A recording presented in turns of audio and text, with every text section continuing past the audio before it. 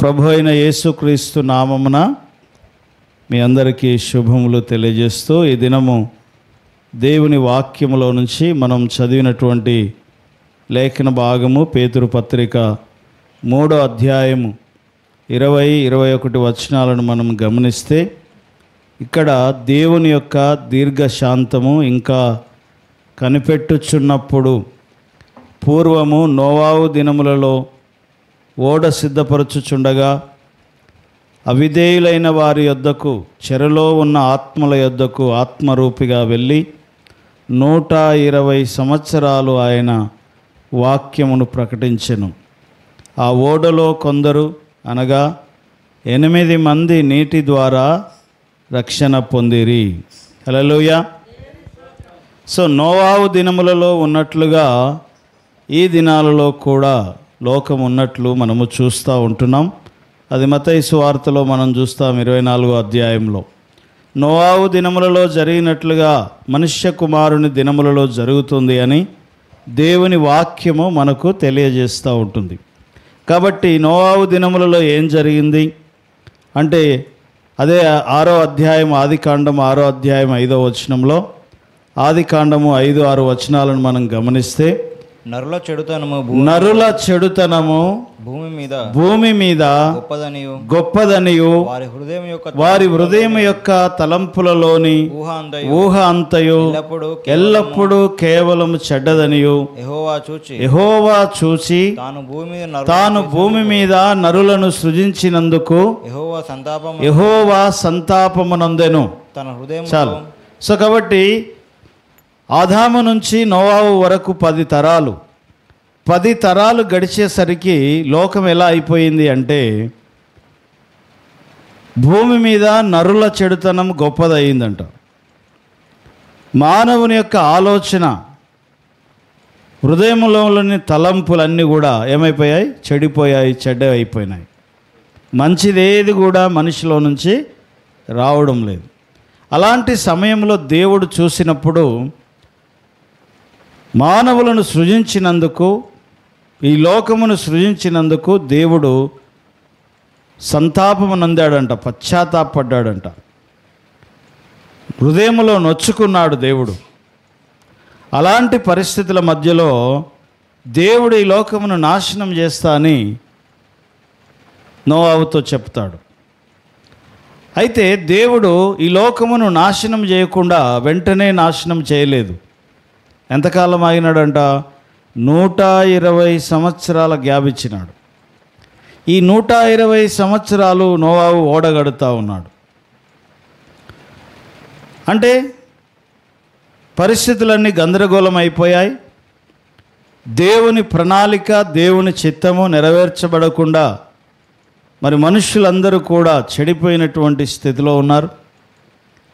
దేవునికి మరి ఇదంతటిని తీసేసి మరలా కొత్తది చేయగలిగిన శక్తి ఆయనకి ఉన్నది. అంటే మొత్తం తీసేసి మళ్ళీ కొత్త భూమి, కొత్త ఆకాశాన్ని ఆయన చేయవచ్చు. కానీ దేవుడు అలా చేయడం లేదు. ఉన్నదానిని మరలా తిరిగి రిపేర్ చేయాలి, ఉన్నదానిని పునరుజ్జీవపరచాలి, పాడైన దానిని మరలా బాగు చేయాలి అనేది దేవుని అంతిమ ప్రణాళిక. అందుకనే పునరుత్థానం అంటే కూడా తిరిగి లేవటం, తిరిగి జన్మించడం, అంటే ఉన్నదానిని మరలా తిరిగి లేపడం, ఉన్నదానిని తిరిగి బ్రతికించడం, తిరిగి బాగు చేయడం అనేది దేవుడు కోరుకునేటువంటి విషయముగా మనం ఇక్కడ చూస్తూ ఉన్నాం. అయితే 120 సంవత్సరాల గ్యాప్ దేవుడు ఇచ్చినాడంట. మనుషులను నాశనం చేసేస్తాను ఇంకా అనుకున్న తర్వాత ఎంతకాలమో 120 సంవత్సరాలు. ఎందుకంత గ్యాప్ ఇచ్చినాడు అంటే దేవుడు దీర్ఘశాంతము కలిగినవాడు. అదే మాట ఇక్కడ చెప్తున్నాడు. దేవుని దీర్ఘశాంతము ఇంకా కనిపెట్టుచున్నప్పుడు పూర్వము నోవాహు దినములలో ఓడ సిద్ధపరచుచుండగా అవిధేయులైన వారి యొద్దకు అనగా చెరలో ఉన్న ఆత్మల యొద్దకు దేవుడట తన వార్తను తీసుకొని వెళ్ళి ప్రకటించినాడు. హల్లెలూయా. ఈ 120 సంవత్సరాలు దేన్ని చూపిస్తుంది అంటే పరిపూర్ణతను చూపిస్తూ ఉంది. పరిపూర్ణత నొందినవాడే నోవాహు యొక్క కుమారుడు అనబడతాడు. పరిపూర్ణత నొందినవాడే ఏమంటారు, దేవుని కుమారుడు అనబడతాడు. పరిపూర్ణత నొందినవాడే నోవాహు కుమారుడు అనే మాట మనం చూస్తూ ఉన్నాం. అందుకనే నోవాహు కుమారులు అనే మాటలో 120 అనేటువంటి సంఖ్య వస్తుంది హీబ్రూ భాష ప్రకారం. 120 అనేది సంపూర్ణతకి గుర్తు, పరిపూర్ణతకి గుర్తు. 120 అనేది నోవాహు కుమారుల యొక్క సంఖ్య. అది హల్లెలూయా. కాబట్టి బైబిల్లో మనం చూస్తాము, మోషే 120 సంవత్సరాలు బ్రతికినాడు. తర్వాత ఏమంటారు, ఒక వ్యక్తిని ఆశీర్వదించాలంటే ఏమని ఆశీర్వదించేవారు అంటే, నువ్వు నిండా 120 సంవత్సరాలు నువ్వు జీవించుదువుగాక అని చెప్పి ఆశీర్వదిస్తారన్నమాట. అంటే ఒక మనిషి యొక్క జీవిత ప్రమాణం ఎంత అంటే 120 సంవత్సరాలు. అబ్రహాము నిండు వృద్ధాప్యంలో మృతి పొందినాడు. అంటే 120 సంవత్సరాలు అబ్రహాము బ్రతికినాడు, దీర్ఘాయువు పొందినాడు అనే మాట మనం చూస్తాం. నీ దినములు పొడుగు చేయబడతాయి అంటే 120 సంవత్సరాలు నీవు బ్రతుకుతావు అని చెప్పబడుతుంది. కాబట్టి 120 అనేది పరిపూర్ణత సంఖ్య, 120 అనేది నోవాహు కుమారుల యొక్క సంఖ్య, 120 అనేది ఒక మానవుని యొక్క జీవిత ప్రమాణమును చూపిస్తున్నటువంటి మాటగా మనం ఇక్కడ చూస్తూ ఉంటున్నాం. మొదటి పేతురు పత్రిక 3వ అధ్యాయం 21వ వచనంలో మనం చూస్తే, మరి ఆ జలములు దేన్ని చూపిస్తూ ఉన్నాయి, ఆ యొక్క జలములు దేనికి గుర్తుగా ఉన్నాయో మనకి ఇక్కడ కనబడుతుంది. మొదటి పేతురు 3:21. దానికి సాదృశ్యమైన బాప్తిస్మము ఇప్పుడు మిమ్ములను రక్షించుచున్నది. అదేనగా శరీర మాలిన్యము తీసివేయుట కాదు గాని యేసుక్రీస్తు పునరుత్థానము మూలముగా దేవుని విషయమై నిర్మలమైన మనస్సాక్షినిచ్చు ప్రత్యుత్తరమే అనే మాట మనం ఇక్కడ చూస్తూ ఉన్నాం. కాబట్టి నోవాహు జలప్రలయము దేన్ని చూపిస్తూ ఉంది అంటే, ఆ జలములు దేనికి గుర్తుగా ఉన్నాయి అంటే బాప్తిస్మానికి గుర్తుగా ఉన్నాయి. నోవాహు జలముల నుంచి ఎంతమంది బయటకు వచ్చారంట? 8 మంది ఆ జలములలో నుంచి వారు బయటికి వచ్చినట్లుగా మనము చూస్తూ ఉంటున్నాం. అదే రీతిగా మొదటి కొరింథీయులకు రాసిన పత్రిక 10వ అధ్యాయం 1వ వచనంలో మనం చూస్తాం, జలములు దేనికి గుర్తుగా ఉన్నాయి అంటే బాప్తిస్తానికి గుర్తుగా ఉన్నాయి అనే మాట మనం చూస్తూ ఉన్నాం. ఇశ్రాయేలు ప్రజలు ఐగుప్తులో నుంచి బయటికి వచ్చి ఎర్ర సముద్రాన్ని దాటుతూ ఉన్నప్పుడు, మొదటి కొరింథీ 10వ అధ్యాయం 1వ వచనం, ఎర్ర సముద్రాన్ని దాటుతూ ఉన్నప్పుడు ఆ ఎర్ర సముద్రము గుండబడి వాళ్ళు వచ్చిన దానిని అపోస్తలుడైన పౌలు భక్తుడు చెప్తూ ఉంటున్నాడు, వారు ఎర్ర సముద్రములో బాప్తిస్మం పొందిరి అంటాడు. సహోదరులారా, ఈ సంగతి మీకు తెలియకుండా నాకు ఇష్టము లేదు. అదేదనగా మన పితరులందరూ మేఘము కింద నుంచి వచ్చిరి, వారు ఎర్ర సముద్రములో నడిచిరి, అందరూ మోషేను బట్టి మోషేలోను మేఘములోను సముద్రములో బాప్తిస్మము పొందిరి. ఎక్కడ పొందారంట? ఎర్ర సముద్రములో ఇశ్రాయేల్ అందరూ కూడా బాప్తిసపు అనుభవాన్ని పొంది వచ్చారు. నీరు దేన్ని చూపిస్తూ ఉంది అంటే బాప్తిస్మాన్ని చూపిస్తూ ఉంది.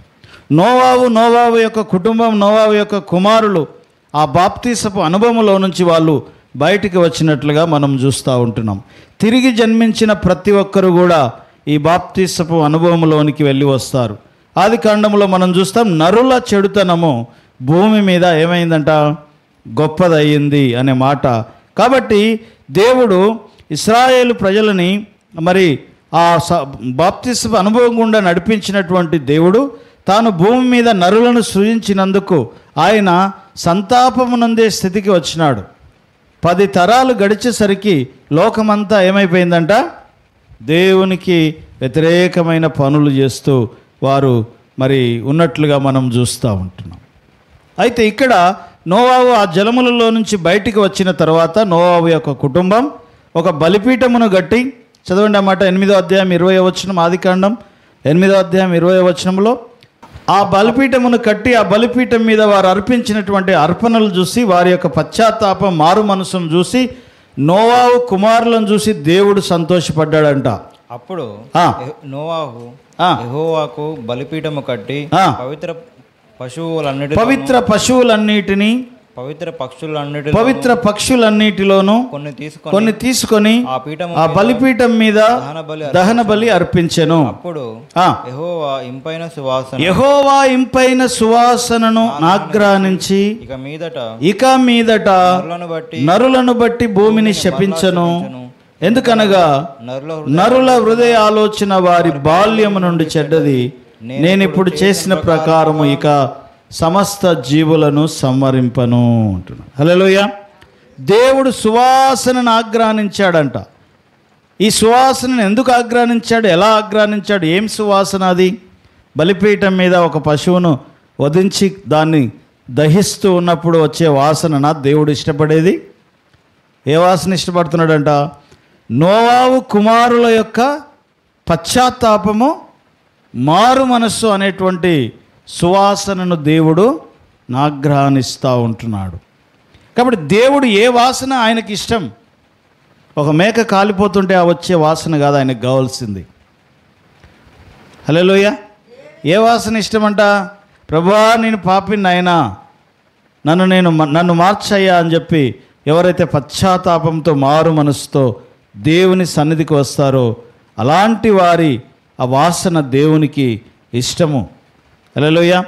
అందుకని లేవియా కాండం 1వ అధ్యాయం 1వ వచనంలో చూస్తాడు, ఎవడైనాను దేవుణ్ణి సమీపించాలి అంటే వాడు ఒక గొర్రెపిల్లను తీసుకొని వచ్చి బలిపీఠం దగ్గరికి వచ్చి దాని మీద చేతులుంచి ఇది నాకు బదులుగా ఇది అర్పించబడుతుంది అని తనను తాను మార్చుకుంటూ పశ్చాత్తాపపడుతూ ఎవరైతే సజీవ యాగముగా తన దేహమును సమర్పించుకుంటారో అలా సమర్పించుకొని అలా డెడికేట్ చేసుకునేటువంటి వ్యక్తి నుంచి వచ్చేటువంటి వాసనని దేవుడు ఇష్టపడుతున్నాడు అంటాడు. హల్లెలూయా.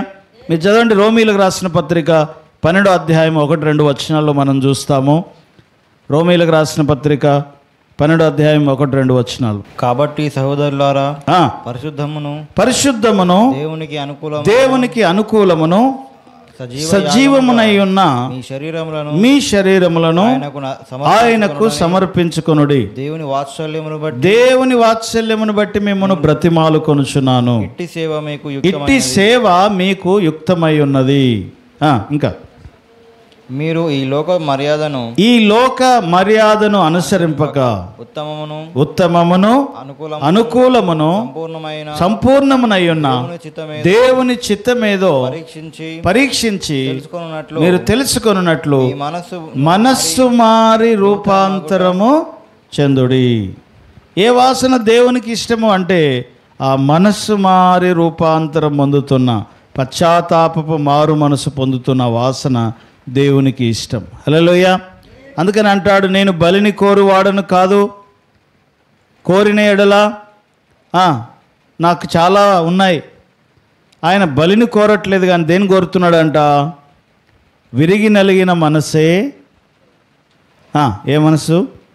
విరిగి నలిగిన మనసే దేవునికి ఇష్టమైన బలి. విరిగి నలిగిన మనసే ఆయన ఇష్టపడేటువంటి దేవుడై ఉంటున్నాడు. హల్లెలూయా. కాబట్టి ఆ విరిగి నలిగిన మనస్సు కలిగి మనం దేవుని సన్నిధికి రావాలి.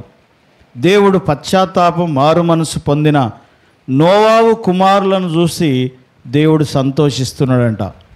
వారు ఆ పడవలో నుంచి బయటకు వచ్చారు, దహన బలి అర్పించారు. పశ్చాత్తాపము మారు మనసుతో కూడిన వారిని చూసినప్పుడట దేవుడు బహు ఆనంద పడినాడు అనే మాట మనం చూస్తూ ఉన్నాం. సో కాబట్టి నోవాహు కుమారులు ఎవరు అంటే వీళ్ళు నీళ్లలో నుంచి బయటికి వచ్చిన వారు. కొందరు నీళ్లలో నుంచి బయటికి వచ్చారు. ఆ కొందరు ఎవరంట? ఆ 8 మంది నోవాహు యొక్క కుటుంబము, వారి ద్వారా వారు బయటికి వచ్చినట్లుగా మనం చూస్తాం. ఆ బయటికి వచ్చిన వారితో దేవుడు చెప్తున్నటువంటి మాట ఏంటన్నమాట? మీ భయము మీ బెదురు అడవి మృగములకు ఉంటుంది అని అంటాడు. చదవండి అన్నమాట. అదే ఆదికాండం 9వ అధ్యాయం 1వ వచనం 2వ వచనం. ఆదికాండం 9వ అధ్యాయం 1-2 వచనం. అంటే నోవాహు కుమారులు అర్పించినటువంటి దహన బలి యొక్క వాసనను ఆ సువాసనను, ఆ పశ్చాత్తాపం, మారు మనస్సు అనుభవాన్ని, ఆ సువాసనను ఆగ్రహాన్నించి అప్పుడు చెప్తున్నాడు దేవుడు. మరియు దేవుడు నోవాహును అతని కుమారులను ఆశీర్వదించి మీరు ఫలించి అభివృద్ధి పొంది భూమిని నింపుడి, మీ భయము మీ బెదురు అడవి జంతువులన్నిటికీ ఆకాశ పక్షులన్నిటికీ నేల మీద ప్రాకు పురుగులకి సముద్రపు చేపలన్నిటికీ కలుగును, అవి మీ చేతికి అప్పగింపబడి ఉన్నవి. ఇక్కడ మీ భయము మీ బెదురు అడవి జంతువులకి అనే మాట మనం చూస్తూ ఉన్నాం కదా. ఆ అడవి జంతువులు అన్న దగ్గర మృగములు అని ఉంది. ఏంటివి? మృగము అంటే దురాత్మలు. ఏంటివంట? దురాత్మలకి మీ భయము మీ బెదురు ఉంటుంది అని మాట్లాడతాడు. ఇదే మాట ఆదికాండము 3వ అధ్యాయం 1వ వచనంలో, ఇంగ్లీష్లో చూస్తే మనము బీస్ట్ అనే మాట ఉంటుంది. అడవి మృగములు అనగా దురాత్మలు అనే మాట మనకు కనబడుతుంది. 3వ అధ్యాయం 1వ వచనం. దేవుడైన యెహోవా చేసిన సమస్త భూజంతువులలో సర్పము యుక్తమైనది. సమస్త భూజంతువులలో అనే మాట మనం అక్కడ చూస్తూ ఉన్నాం. ఆ భూజంతువులు ఏంటివంట? దురాత్మలు, మృగములు అనే మాట మనం చూస్తూ ఉంటున్నాం. 1వ అధ్యాయం 20వ వచనంలో కూడా అదే మాట ఉంటుంది. 1వ అధ్యాయం 22వ వచనంలో కూడా మనం చూస్తాము. ఆకాశ పక్షులు, భూమిపైన ఆకాశంలో ఎగిరే పక్షుల గురించి మాట్లాడుతూ భూజంతువులను ఆయన మరి సృజించినట్లుగా మనము చూస్తూ ఉంటున్నాం. సో కాబట్టి దేవుడు వాటి జాతి ప్రకారం, జీవము కలిగిన ప్రతి దానిని వాటి జాతి ప్రకారం, పశువులను, పురుగులను, అడవి జంతువులను భూమిని పుట్టించుగాక అని సెలవిచ్చినాడు. కాబట్టి ఆ అడవి జంతువులు అన్న దగ్గర దురాత్మలు అనే పదము వాడబడింది. హల్లెలూయా. సో కాబట్టి నోవాహు కుమారుల యొక్క భయము, నోవాహు కుమారుల యొక్క బెదురు ఎవరికి ఉంటుంది అంటే ఆ దురాత్మలకు ఉంటుంది అంట. హల్లెలూయా. అందుకని యేసు ప్రభువారు మరి 40 దినాలు ఉపవాసం ఉండి ప్రార్థన చేస్తూ ఉన్నప్పుడు ఆయన, చదవండి ఆ మాట, మార్క్స్ వార్త 1వ అధ్యాయం 13వ వచనంలో మనం చూస్తాము. మార్క్స్ వార్త 1వ అధ్యాయం 13వ వచనం. ఆయన సాతాను చేత శోధింపబడుటకు అరణ్యానికి కొనిపోయినప్పుడు 1వ అధ్యాయం 13వ వచనం. ఆయన సాతాను చేత శోధింపబడుచు అరణ్యంలో 40 దినములు అడవి మృగములతో కూడా ఉండెను, మరియు దేవదూతలు ఆయనకు పరిచర్య చేయుచుండిరి. చూడండి, అక్కడ అడవి మృగములు ఉన్నవి, తర్వాత దేవదూతలు ఉన్నారు. అంటే దురాత్మల మధ్య ఆయన శోధింపబడినట్లుగా మనము అక్కడ చూస్తూ ఉంటున్నాం.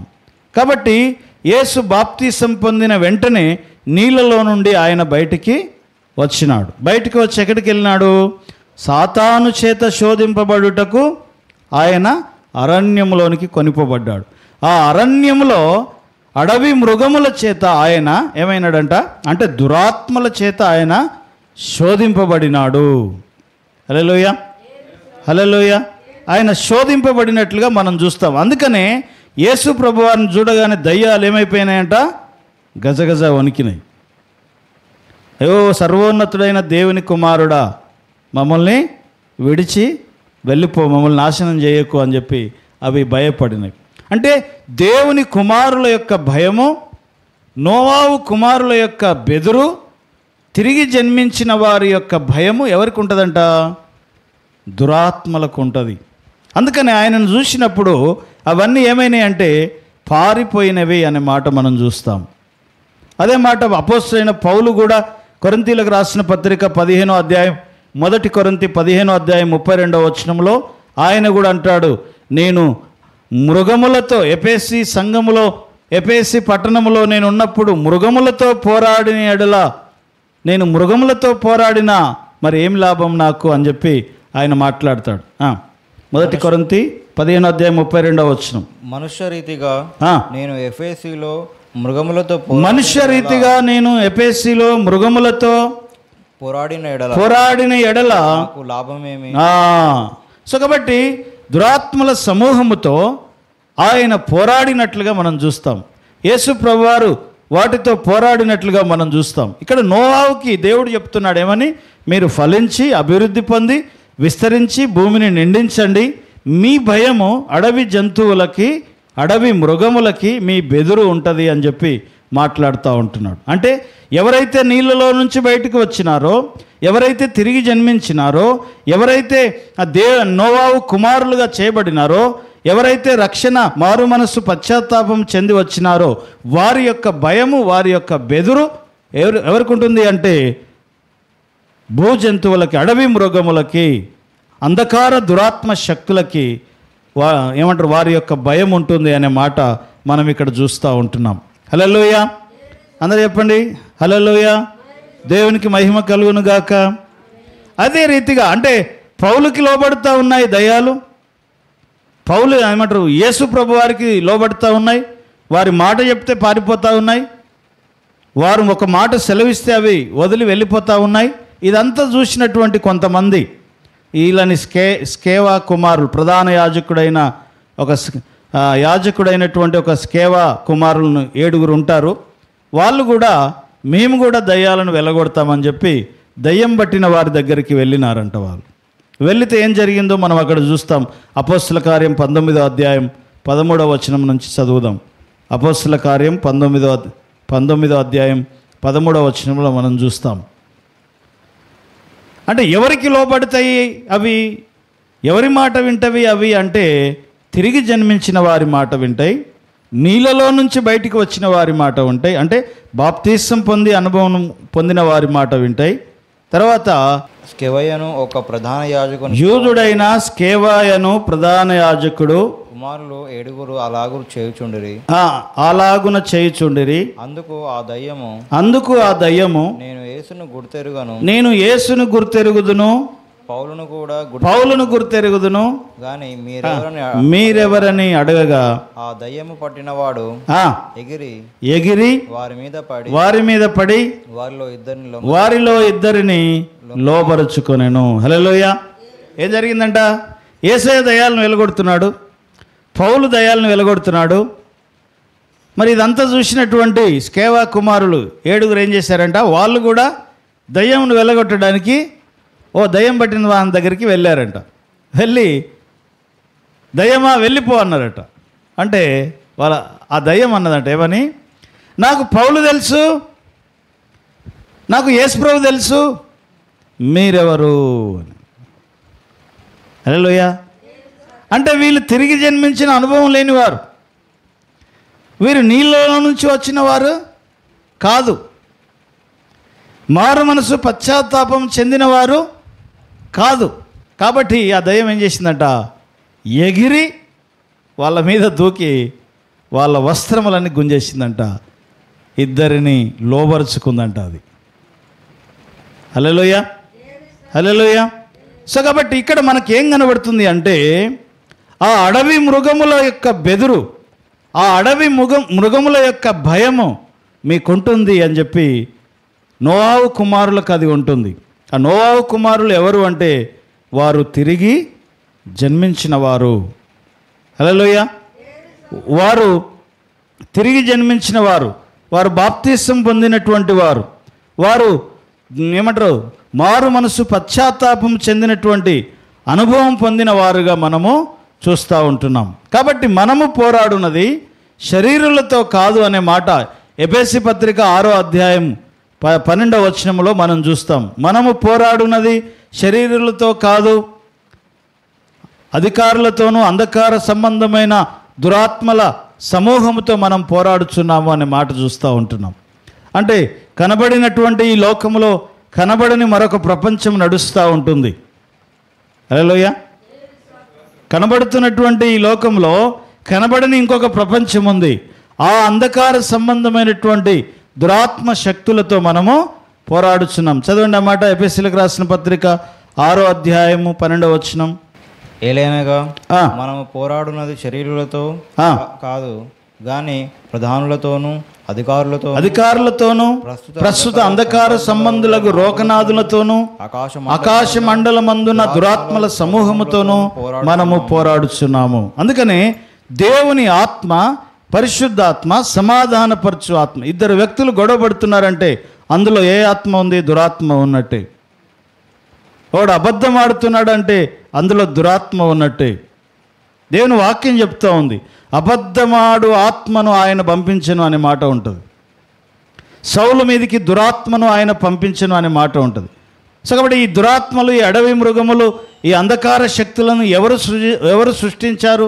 ఎందుకు సృష్టించాడు అంటే దేవుడే సృష్టించాడని దేవుని వాక్యము మనకు స్పష్టంగా చెప్తా ఉంది. యెషయా గ్రంథంలో మనం చూస్తాము 54వ అధ్యాయం 16వ వచనం.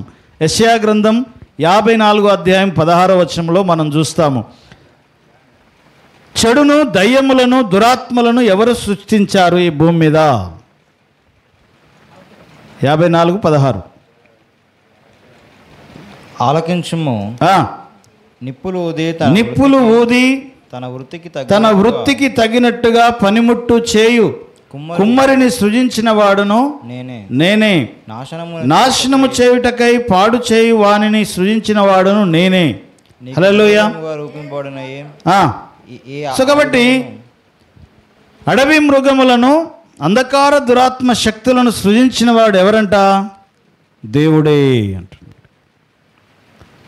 హల్లెలూయా. సో కూడా ఆ అంధకార శక్తుల యొక్క ప్రభావం నుంచి తప్పించగలిగిన వాడు కూడా ఆయనే అన్న మాట మనము చూస్తూ ఉంటున్నాం. అయితే దేవుడు ఆది నుంచి కూడా తన కొరకు ఒక శేషమును ఆయన నిలబెడుతూ వస్తూ ఉన్నాడు.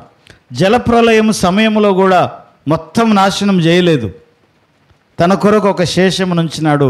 అది నోవాహు యొక్క కుటుంబం. ఆ నోవాహు యొక్క కుటుంబం ద్వారా ఇప్పుడున్నటువంటి సర్వలోకము కూడా ఏమైంది? వచ్చింది. మనమందరము కూడా ఆ నోవాహులో నుంచి వచ్చిన ఆ నోవాహు సంతానమే మనం. బయాలజికల్ ఫాదర్ మనకు ఎవరంటే ఆ నోవాహువే అన్నమాట. హల్లెలూయా, హల్లెలూయా. సో కాబట్టి 6000 సంవత్సరాల నుంచి దేవుడట తన కొరకు ఒక శేషమును ఆయన నిలబెడుతూ వస్తున్నట్లుగా మనం చూస్తూ ఉంటున్నాం. కాబట్టి నోవాహు కుమారులు ఎవరు?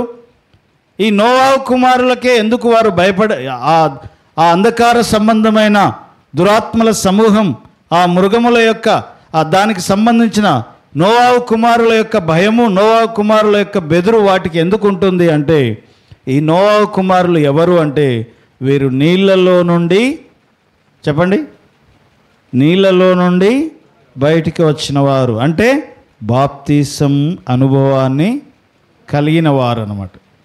తర్వాత పశ్చాత్తాపము, మారు మనస్సు పొందినవారు. హల్లెలూయా. పశ్చాత్తాపము, మారు మనస్సు పొందినవారు. తర్వాత అప్పుడున్నటువంటి లోకములో ఉన్నటువంటి తీర్పును, ఉగ్రతను తప్పించుకొని బయటకు వచ్చినవారు. హల్లెలూయా. అప్పుడున్నటువంటి లోకంలో ఉన్న తీర్పును, ఉగ్రతను తప్పించుకొని వచ్చినవారు. తర్వాత వారు ఓడలోనికి వచ్చినవారంట. ఎక్కడికి వచ్చినవారు? క్రీస్తు అనే ఓడలోనికి వచ్చిన వారు ఎవరైతే ఉన్నారో వారి యొక్క బెదురు అట ఎవరికి ఉంటుంది? భయము, బెదురు దురాత్మలకు ఉంటుంది అంట. హల్లెలూయా. నాకు పౌలు తెలుసు, నాకు యేసుక్రీస్తు తెలుసు, కానీ మీరెవరు? ఎవరిని అడుగుతున్నారు? ఈ స్కేవా కుమారులని అడుగుతున్నట్లు. ఎందుకంటే వాళ్ళ యొక్క బెదురు వాటికి లేదు, వాళ్ళ యొక్క భయము వాటికి లేదు. ఎగిరి మీద పడి బట్టలు చింపేసి దిగంబరులుగా పంపించేసినాయి అంట. నోవాహు కుమారులకి, అంటే దేవుని కుమారులకి మాత్రమే వాటి బెదురు ఉన్నది.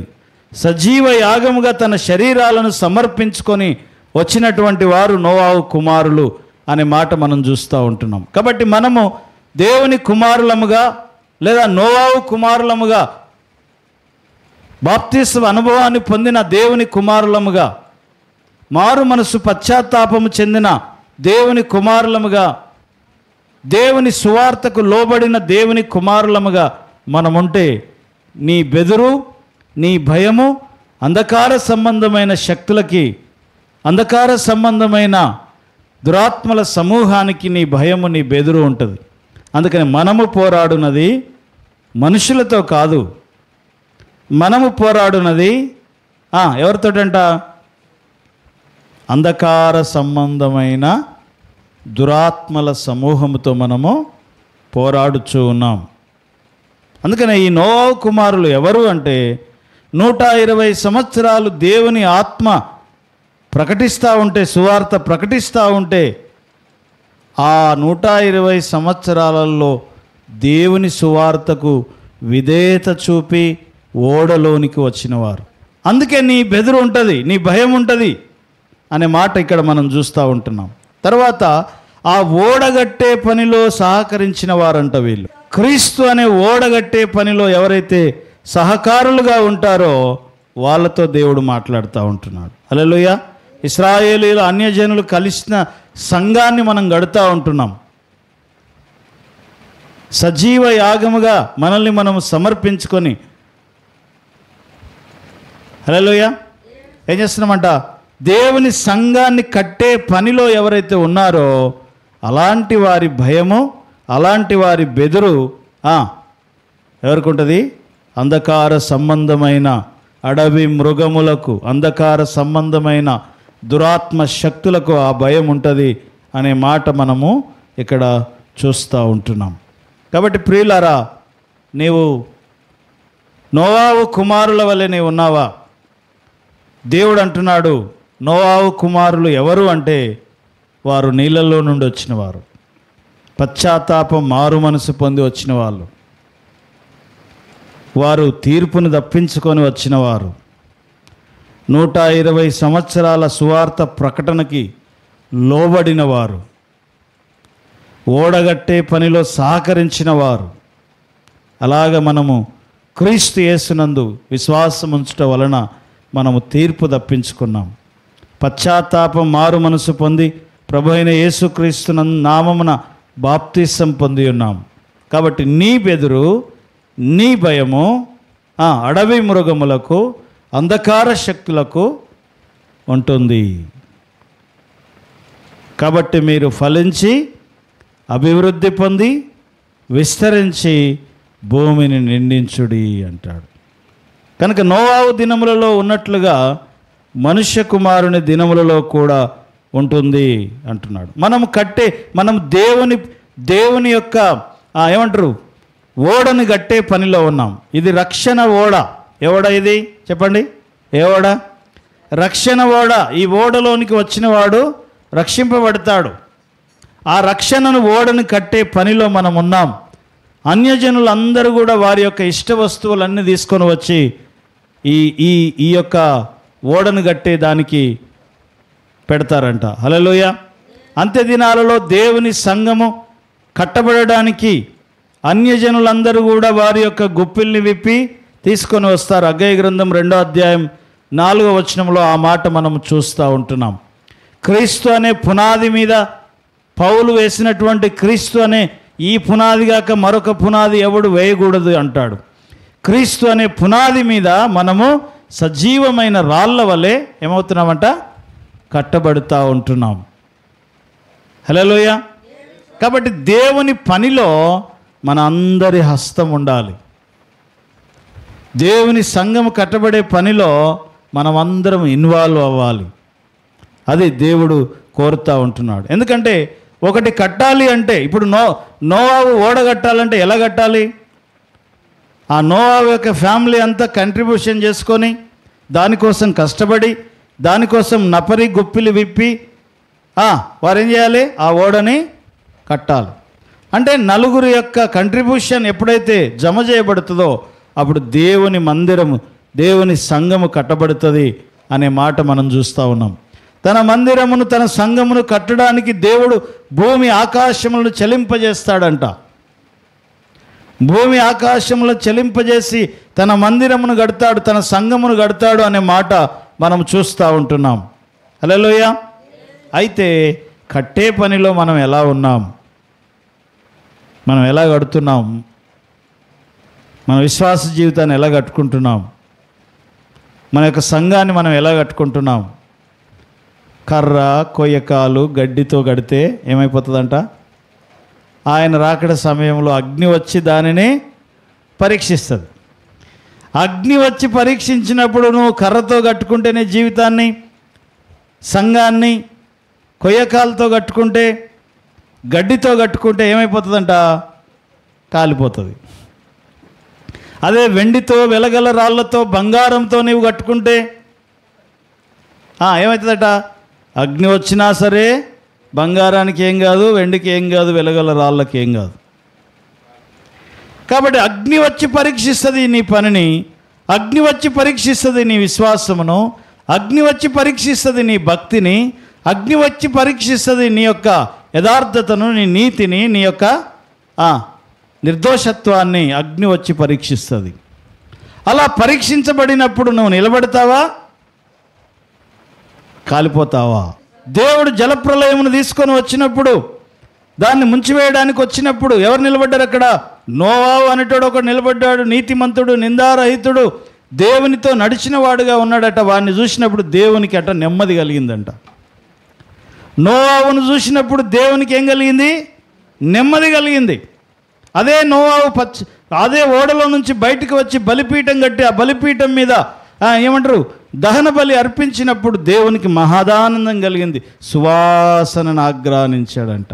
అప్పుడు చెప్తున్నాడు దేవుడు ఏమని అంటే, మీరు ఫలించి అభివృద్ధి పొంది విస్తరించి భూమిని నిండించండి, మీ భయము మీ బెదురు అడవి మృగములకు ఉంటుంది అన్నాడు. అంధకార శక్తులకు మీ భయం ఉంటుంది అన్నాడు. దురాత్మ శక్తులకు మీ భయం ఉంటుంది అన్నాడు. కాబట్టి మన విశ్వాసమును వెండి వలె, బంగారము వలె, మన భక్తిని, మన నీతిని మనము కట్టుకుంటే అంత్యదినమున మనము ఏమేస్తామంట? జలప్రలయం వచ్చినా సరే, అగ్ని వచ్చినా సరే, ప్రళయం వచ్చినా సరే నువ్వేమవుతావు? నిలబడతావు అంటాడు. హల్లెలూయా. సో కాబట్టి పశ్చాత్తాపము, మారు మనస్సు అనుభవాన్ని నోవాహు కుమారుల వలె, నీళ్ళలో నుంచి వచ్చిన వారి వలె, పశ్చాత్తాపం చెందిన వారి వలె, తీర్పును తప్పించుకొని వచ్చిన వారి వలె మనము నిలబడాలి. అటువంటి కృప దేవుడు మనందరికీ అనుగ్రహించునుగాక. తల వంచుదాం, కళ్ళు మూసుకుందాం, ప్రార్థన చేద్దాం. మహాగణుడా, మహోన్నతుడా, సర్వశక్తి కలిగిన మా పరమ తండ్రి, నీకు వందనాలు ప్రభా. మరి నోవాహు దినములలో నీవు దీర్ఘ శాంతము చూపినట్లుగా 120 సంవత్సరాలు ఆలస్యము చేశావు. 8 మంది రక్షింపబడినారు నాయనా. ఆ 120 సంవత్సరాల సువార్తకి లోబడిన వారు పడవలో ఉన్నారు. నీళ్ళలో నుండి బయటికి వచ్చిన వారు, వారి యొక్క బెదురు, ఆ భయంకరమైన తీర్పును, ఉగ్రతను తప్పించుకొని వచ్చిన వారు. అలాగే ఇప్పుడు మేము క్రీస్తు యేసునందు నీటి బాప్తిస్మము ద్వారా మేము బయటకు వచ్చాము నాయన. ఉగ్రతను తప్పించుకొని క్రీస్తునందున్న వానికి ఏ శిక్ష లేదు అని ఆ శిక్షను తప్పించినావు. ఈ అంత్య దినాలలో మీ సువార్తకు విధేయత చూపడానికి నీవు కృపనిచ్చినావు. లోకమంతా అవిధేయతతో కొట్టుకొని పోతుండగా ప్రభా, మరి మా ఎడల మీరు కనికరముంచి మేము ఆ సువార్తను నమ్మడానికి మాకు పరిస్థితులు, అవకాశాలు కలగజేసినారు. దేవుని కుమారులముగా, దేవుని కుమారుల ప్రత్యక్షత కొరకు సృష్టి మిగుల ఆశతో ఎదురు చూస్తుంది అని, ప్రసవ వేదన పడుతుందని నీ వాక్యం చెప్తా ఉంది. మేము దేవుని కుమారులముగా ప్రభా, మేము ప్రత్యక్షమవునట్లుగా నీ కృప దయచేయండి. మా యొక్క భయము అడవి మృగములకు, అంధకార శక్తులకు, దురాత్మ శక్తులకు మా యొక్క బెదురు, మా యొక్క భయము ఉండునట్లుగా మీరు మమ్మల్ని నిలవబెట్టినందుకు స్తోత్రం చెల్లిస్తున్నాం. ఇగో నాయనా, అగ్ని వచ్చి పరీక్షించినప్పుడు మేము వెలగల రాళ్ళ వలె, వెండి వలె, ప్రభా ఇదిగో బంగారము వలె మేము నిలబడినట్లుగా కృప దయచేయండి. కయ్య, కొయ్యకాలు, కర్ర, గడ్డి వలె కాలిపోయే స్థితిలో మా జీవితాలు ఉండకుండా మీరే సహాయము చేయమని ప్రార్థన చేస్తూ ఉంటున్నాం. తండ్రి, నీకు వందనాలు, స్తోత్రములు, స్తోత్రములైన క్రీస్తు అనే పునాది మీద మేము కట్టబడుచూ ఉండగా వేరొక పునాది ఎవడు వేయకుండా మీరే తండ్రి ఇదిగో క్రీస్తు అనే పునాది మీద మా యొక్క గుప్పిల్ని విప్పి ఈ సంఘ పరిచర్యలో సార్వత్రిక సంఘములో మేము పాలి భాగస్థులముగా ఉండునట్లు నీ కృపను అనుగ్రహించుమని ప్రభు అయిన యేసుక్రీస్తు నామమున స్తుతించి ప్రార్థిస్తున్నాము తండ్రి. Amen, amen, amen.